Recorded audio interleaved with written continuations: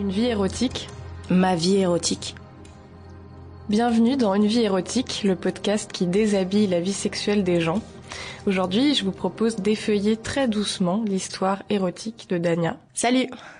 Dania, tu es une femme de 26 ans. Tu aimes les garçons plutôt? Plutôt, oui. Et avec toi, on va notamment parler d'éducation sexuelle, d'émancipation, mais aussi de douleur. Dania, tu es quelqu'un qui aime beaucoup parler de sexe. Je sais que ce sujet te passionne. Pourquoi? Alors pour moi, c'est un sujet qui est primordial, central et tout à fait normal, dans le sens où on a toutes et tous une vie sexuelle.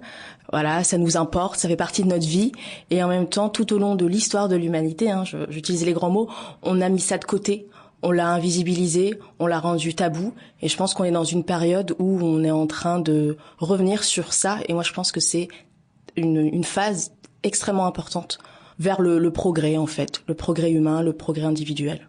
Tu trouves que la parole autour de la sexualité est en train de s'ouvrir beaucoup plus aujourd'hui? Oui, je trouve vraiment qu'il se passe vraiment quelque chose en ce moment, surtout une parole vers les sexualités plurielles.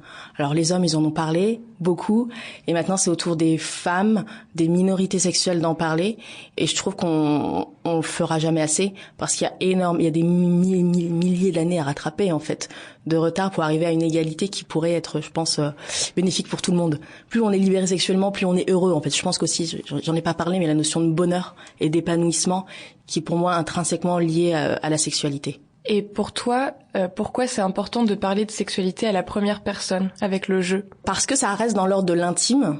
C'est politique, la sexualité, mais c'est aussi de l'intimité, évidemment.